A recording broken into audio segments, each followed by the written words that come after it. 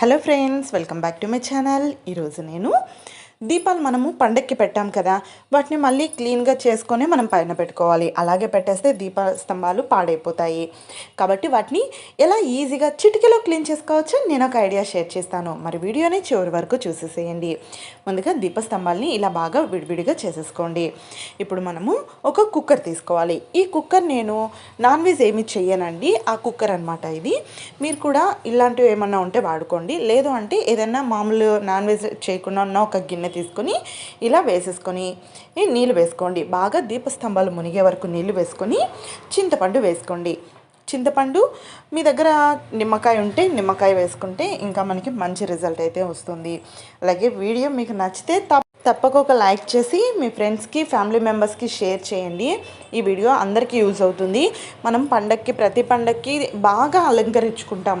పండగ అయిపోయిన తర్వాత అలసటతో వదిలేస్తాం కదా, అలా కాకుండా ఇలా మనం చిటికెలో క్లీన్ చేసి పక్కన పెట్టేసుకోవచ్చు. ఇందులో కాస్త సర్ఫ్ వేసుకోవాలి. ఇక్కడ నేను సర్ఫ్ వేస్తున్నాను, చూసారు కదా. బాగా కలిపేసుకోండి. మీరు గిన్నెలో అయినా ఇదే సేమ్ ప్రాసెస్ అనమాట. చింతపండు అనేది మీరు ఇలా విడివిడిగా చేసి వేసుకోండి. ఒకే దగ్గర వేస్తే అది ఒకే దగ్గర ఉంటుంది.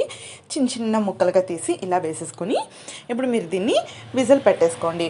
విజిల్ అంటే మీరు ఒక 2 విజిల్లు పెట్టుకోండి. గిన్నెలో పెట్టుకునే వాళ్ళైతే ఒక 15 to 20 minutes హై స్పీడ్లో పెట్టుకోండి, మూత పెట్టేసి. చూసారా, విజిల్ వచ్చిన తర్వాత ఇక్కడ నేను 2 విజిల్స్ అయితే పెట్టాను. ఆవిరంతా వెళ్ళిన తర్వాత ఓపెన్ చేసి చూపిస్తున్నాను, చూడండి. చూసారా, మనకి ఆల్మోస్ట్ మురికంతా ఎంత పోయిందో చూడండి. అసలు వాటర్ తెలుస్తుంది. అసలు ఇప్పుడు ఇక మనం దీనికోసం కష్టపడాల్సిన అవసరమే ఉండదన్నమాట.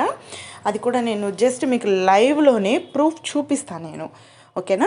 ఇప్పుడు చూడండి, ఒక్కొక్కటి మీకు తీసి చూపిస్తున్నాను కదా. మనకి ఆల్మోస్ట్ అయితే ఇవి మొత్తం మురికంతా వెళ్ళిపోయింది.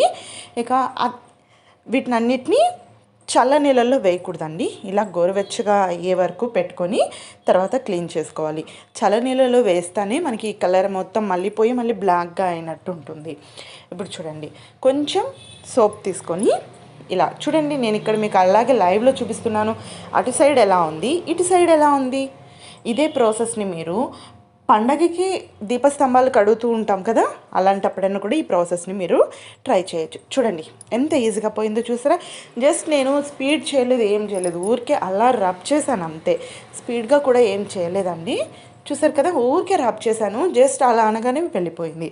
దీనికి చూడండి ఎంత డిఫరెన్సెస్ ఉందో, చూసారా. మీరు కూడా ఈ ప్రాసెస్లో తప్పకుండా ట్రై చేయండి, మీకు మంచి రిజల్ట్ అయితే ఉంటుంది. అలాగే దీపస్తంభాలే కాదు, ఏ ఇత్తలి సామాన్లు అయినా సరే మనకి ఇదైతే వర్క్ అవుతుంది. మీరు పీతాంబరితో తోమేస్తూ ఉంటారు చాలామంది.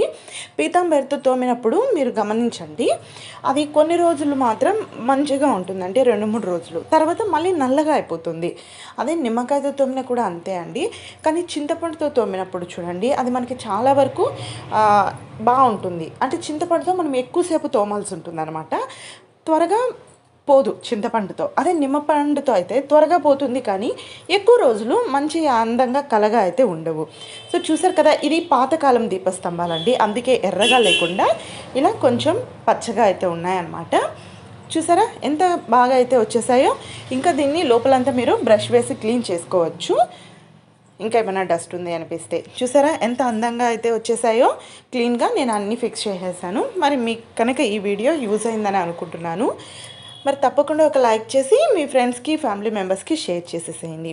మరిన్ని వీడియోస్ కోసం నా ఛానల్ని సబ్స్క్రైబ్ చేసుకొని పక్కనే ఉన్న బెల్ బటన్లో ఆల్ ఆప్షన్ని క్లిక్ చేసేసేయండి. వీడియో ఎలా అనిపించిందో కామెంట్ సెక్షన్లో కామెంట్ చేయడం మర్చిపోకండి.